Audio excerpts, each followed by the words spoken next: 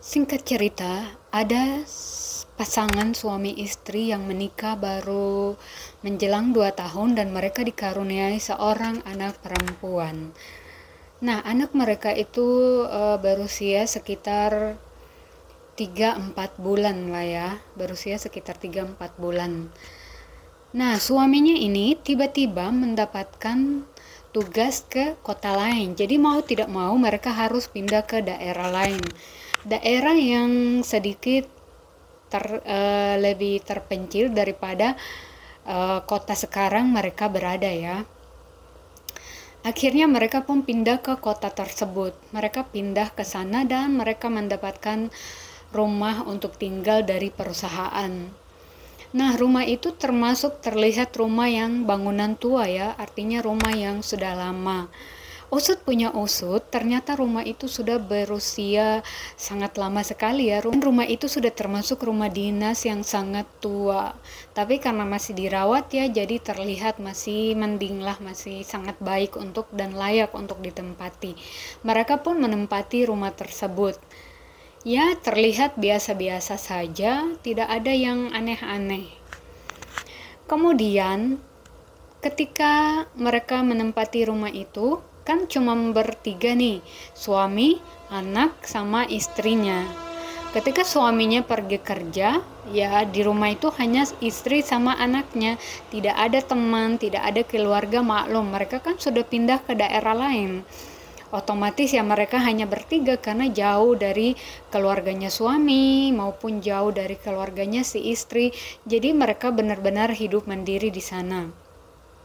Nah, sedangkan suaminya ini kan kadang-kadang kerjanya itu lembur. Ketika beliau kerja lembur, pulangnya itu selalu malam, bisa jam 11, bisa jam 12. Sedangkan istrinya ini kan hanya berdua sama anaknya. Dan untuk di lokasi rumah yang mereka tempatin itu terdapat ada sekitaran 3 rumah di situ. Cuman rumah yang sebelahnya itu tidak ada yang menempati, sedangkan hanya 2 rumah yang ditempati. Itu pun rumah sebelahnya itu mereka sering keluar ya, mereka jarang juga di tempat. Jadi keseringan yang di tempat itu hanya keluarga baru ini ya, istri sama bayi ini yang sering ada di rumah, sedangkan suaminya kan kalau kerja sibuk di luar. Bahkan kadang-kadang suaminya juga mau tidak mau suka keluar kota juga, jadi ke daerah lain juga, atau pergi dinas ke pusat, pergi dinas ke Jakarta. Nah, kalau suaminya pergi dinas ke Jakarta, anggaplah si Mayang ini hanya tinggal sama anaknya yang masih balita gitu. Dia hanya tinggal berdua, jadi benar-benar tidak ada teman. Nah, mulai perlahan-lahan pun setelah tinggal beberapa hari, banyak hal-hal yang janggal mulai terjadi. Misalnya istrinya sedang di kamar sama anaknya, tiba-tiba di dapur tuh kayak terdengar ada piring jatuh gitu. Nah, istrinya langsung pergi ke ruang makan gitu, menuju ke dapur. Dipikirnya mungkin ada kucing yang nyelenap masuk atau apa, akhirnya jatuhin piring. Pas dia cek, ternyata nggak ada piring yang jatuh, nggak terjadi apa-apa gitu. Istrinya kembali lagi ke kamar. Terdengar lagi kayak ada panci yang jatuh, ada baskom yang jatuh. Istrinya kembali lagi ke dapur dan tidak ada apa-apa. Nah, karena seperti itu akhirnya pun dia panik. Namun dia mencoba tenang ya, karena dia juga nggak mau mengganggu pekerjaan suaminya. Kalau dia bilang kan suaminya masih ini, dia pikir ya udahlah biasa gitu. Istrinya masih menganggap biasa. Kemudian hari berikutnya terjadi lagi, sering terjadi. Istrinya lagi nonton, itu pun terjadi di sore hari ya. Dia lagi duduk nonton, nyalain TV gitu. Lagi nonton, pintu dikunci nih, pintu ditutup. Tiba-tiba dia mendengar kayak ada yang ngetuk pintu gitu. Ada yang ngetuk pintu. Ini kan sore hari. Nah, istrinya ini pergilah, dia kan kayak orang kan dengar kayak gitu, dia pergilah sebentar ya gitu. Dia buka, lah kok nggak ada orang. Padahal kan tadi ada yang ngetuk gitu. Dia kembali lagi nonton. Terus nggak lama gitu, kayak dia udah nonton mungkin berselang udah lepas dari sejaman gitu, ini belum gelap loh, masih sore gitu. Tiba-tiba ada yang ngetuk lagi pintunya. Akhirnya dia pergi buka, nggak ada orang. Ini sore hari loh, kalian bayangin. Oke, setelah itu ya udah dia belum cerita ke suaminya. Karena dia pikir ya udahlah biasa gitu.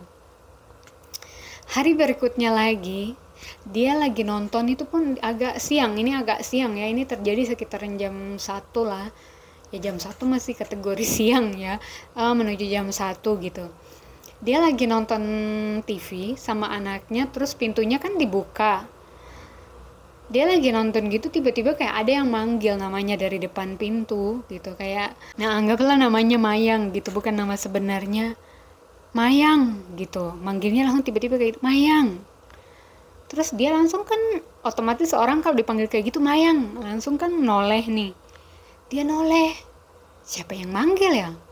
Akhirnya dia jalan keluar gitu ke depan pintu, dia nyari, dia nengokin kiri kanan, gak ada orang gitu, tapi kok kayak ada yang manggil ya tadi. Akhirnya ya udah, gak selesai di situ. Kemudian ketika hari menjelang mau maghrib itu anaknya tuh selalu tantrum, nangisnya tuh kencang banget gitu. Nangisnya tuh sampai susah dibujuk, susah didiamin gitu, nangisnya kencang banget kayak rewel. Setiap mulai menuju maghrib tuh anaknya tuh rewel banget, terjadi seperti itu. Jadi sangat rewel anaknya. Akhirnya dia ceritain ke keluarganya, ke orang tua mereka. Dia akhirnya disuruh kayak ya udah sebelum menjelang maghrib disuruh taburin kayak garam di depan pintu semacam itu gitu. Nah setelah ditaburin pergaraman kayak gitu, akhirnya anaknya nggak setantrum sebelumnya lagi, kayak nggak serewel-rewel yang sebelumnya, kayak nangis-nangis gitu udah nggak. Nah setelah itu suaminya ini kan akhirnya harus ke Jakarta gitu. Suaminya pergi dinas ke Jakarta dan istri sama anaknya hanya tinggal berdua di rumah dinas. Jadi setiap kali suaminya dinas keluar kota, dia hanya tinggal berdua sama anaknya. Pada malam itu mereka nonton TV, jadi dia nonton TV sambil rebahan ya bersama anaknya gitu, kayak gelar tikar di lantai, jadi dia rebahan sambil nonton. Nggak terasa dia nontonnya itu sampai ketiduran, jadi dia tuh sampai udah ketiduran. Nah pas ketiduran dan TV-nya tuh posisi masih nyala, ketika sekitaran mau jam 1 lah gitu, sekitaran mau jam 1, nah si istri ini kan tiba-tiba, namanya juga orang tidur ya, dia kaget bangun. Dan kalian tahu ketika dia kaget bangun dan buka mata apa yang terjadi?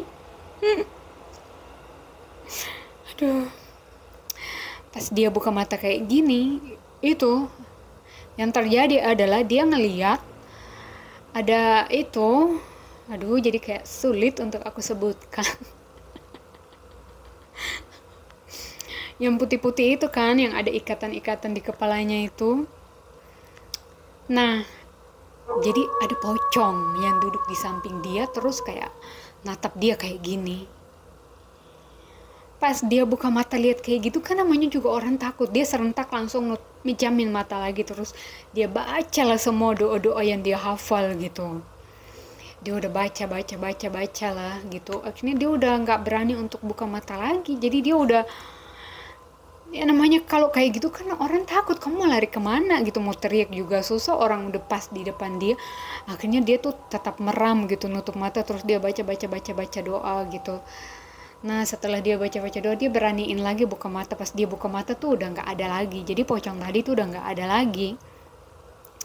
Akhirnya dia ambil bayinya, mereka pun pindah ke kamar, dan mereka pindahlah ke kamar gitu. Oh dia jadi ini, tapi dia nggak ngabarin ke suaminya karena kan si Mayang ini nggak mau gitu sampai suaminya tuh khawatir. Akhirnya nggak fokus sama pekerjaannya nggak selesai, pekerjaannya berantakan hanya karena suaminya khawatirin dia dan bayinya sama anaknya gitu. Ya udah, si Mayang ini lumayan ya, mentalnya kuat banget gitu. Udah dapat gangguan-gangguan segitu dia masih aja santai. Kemudian keesokan harinya ya udah, si Mayang ini pun mulai terbiasa dengan suasana rumah dinas horor itu. Keesokan harinya ya udah, kalau pagi mah biasa-biasa aja. Kemudian malam pun tiba lagi. Nah malam itu si Mayang udah nggak lagi sampai ketiduran depan TV ya, karena dia udah agak khawatir gitu. Akhirnya si Mayang pun memutuskan untuk tidur di kamar aja. Nah si Mayang ketika tidur sama anaknya, mereka tidur dan dia udah tidur pulas, tapi nggak sengaja dia kebangun lagi di sekitaran jam 3-an gitu. Nah, ketika dia bangun dan dia buka mata dan dia noleh ke pintu, kalian tahu apa yang terjadi? Hal itu terulang lagi. Ada pocong yang berdiri di depan pintu, dan kali ini bukan hanya satu tapi 2 pocong yang berdiri di depan pintu kamar. Akhirnya si Mayang pun memutuskan untuk memeramkan matanya, nggak dibuka-buka lagi gitu. Dia nggak buka-buka matanya lagi dengan tidur satu gaya karena udah takut banget gitu. Selama ini dia santai, tapi kali ini dia udah nggak bisa santai lagi. Jadi dia tuh dia meram tuh udah nggak buka-buka mata lagi sampai pagi. Untung bayinya ini tuh nggak kebangun atau nggak nangis, nggak apa sama sekali, enggak. Justru bayinya bangun tuh udah pagi, pas udah ada suara tetangganya gitu. Nah pas udah ada suara tetangganya dan matahari pun mulai muncul dan cahaya pun mulai tembus ke kamar, akhirnya si Mayang pun langsung bangun, ngambil bayinya, mereka lari keluar. Jadi dia udah nggak tidur, tapi dia meram dari sekitaran jam 3-an itu sampai pagi karena udah ketakutan, udah nggak bisa buka mata lagi. Dia udah bacain semua mantra-mantra, doa-doa yang dia tahu. Ini kalau kayak aku mau udah pindah aja ya. Aduh, nggak kebayang gitu, jangan sampai ya gitu. Nah kemudian si Mayang ini kan tipe orang yang gak enakan, gak mau sampai ngeganggu tetangga dan sebagainya. Akhirnya dia buka pintu dan dia di depan keluar gitu, di depan rumah sama anaknya ya. Dia mencoba menenangkan dirinya lah gitu. Akhirnya ya udah, setelah itu dia kembali beraktivitas seperti biasa. Kemudian setiap hari kalau terjadi seperti kayak di dapur misalnya, terdengar piring jatuh, terdengar kayak itu udah biasa, itu setiap malam itu selalu terjadi ketika Mayang sendiri. Jadi pas ada suaminya nggak seperti itu. Jadi hal-hal seperti itu terjadi ketika dia sendiri gitu. Nah kemudian gak lama kemudian suaminya kan kembali nih dari dinas. Nah setelah suaminya kembali, pas besok malamnya gitu mau menuju maghrib gitu, tiba-tiba si Mayang ini kesurupan. Si Mayang ini kesurupan dan dia teriak-teriak gitu. Terus si Mayang ini bilang kayak gini, ada banyak kepala di atas plafon gitu. Dia bilang ada banyak kepala yang bergantungan di atas plafon. Jadi dia teriak-teriak ketakutan, dia ngelihat kayak ada nenek-nenek gitu, katanya ada nenek-nenek, ada banyak kepala yang bergelantungan di atas plafon. Akhirnya suaminya pun kebetulan tetangganya ini kan ya, karena tetangganya ini udah cukup lama, dia duluan di situ, kayaknya dia tahu gitu orang pintar yang dekat-dekat situ. Akhirnya dipanggil lah orang pintar itu datang lalu ngobatin si Mayang. Akhirnya ya udah, akhirnya si Mayang pun sadar dari kesurupannya. Cuman si Mayang ini sadar ketika dia ngelihat kayak kepala nenek-nenek segala macam, itu dia dalam keadaan yang kayak sadar gitu. Jadi akhirnya si orang yang ngobatin ini pun dia ngobatin si Mayang kan sampai dia sadar. Terus si orang pintar ini akhirnya dia ngelihat rumah itu. Setelah dilihatnya, kata orang pintar ini apa? Rumah ini adalah sarang hantu. Banyak banget penghuninya gitu, mau di belakang rumahnya, di samping, di dalam, di sebelahnya, di depan, dipenuhi sama penunggu gitu. Jadi yang dilihat sama istrinya kayak banyak kepala bergelantungan itu benar, karena memang ini rumah dinas, banyak banget hantunya, dipenuhi sama hantu. Setelah dilihat sama bahkan yang orang yang ngobatin si Mayang ini, setelah ngobatin awal-awal itu, orangnya itu malah ikutan kayak orang kesurupan gitu, kayak saking dia ngobatinnya tuh sampai kayak orang dia nggak kesurupan, tapi kayak dia tuh kayak adu mekanik sama si hantu-hantu ini gitu. Jadi mereka tuh adu mekanik, jadi kayak sihir-sihiran, jadi kayak udah ya adu mekanik lah. Kalian tahu kan kayak dia dukun sama yang si hantu-hantu ini, mereka saling adu lah gitu. Tapi akhirnya si dukunnya menang. Cuma si dukunnya bilang kalau rumah ini dipenuhi dengan sarang hantu. Bahkan dia bilang di kamar ini sebelumnya ada terjadi orang bunuh diri di sini gitu. Jadi pernah ada orang yang bunuh diri di kamar tersebut, makanya banyak hantu. Bahkan ini rumah pun udah dari zaman dahulu gitu, udah lama adanya di situ. Jadi banyak banget sarang hantu di situ. Nah, akhirnya setelah mereka mengetahui bahwa rumah itu dipenuhi dengan banyak hantu yang ikut ngekos di situ, ikut stay di situ, Mayang sama suaminya pun memutuskan untuk mereka pindah dan ngontrak di rumah lain. Ya, walaupun rumah dinas itu dikasih sama kantor secara gratis, tapi daripada tiap hari mereka diganggu sama hantu ya kan, mending mereka pindah untuk ngontrak. Nah, setelah itu pun akhirnya mereka memutuskan untuk pindah dan ngontrak di tempat yang lebih aman gitu, yang nggak ada hantu ikutan ngekos di situ. Jadi rumah itu dibiarkan, ya udahlah mereka ngalah sama hantu-hantunya.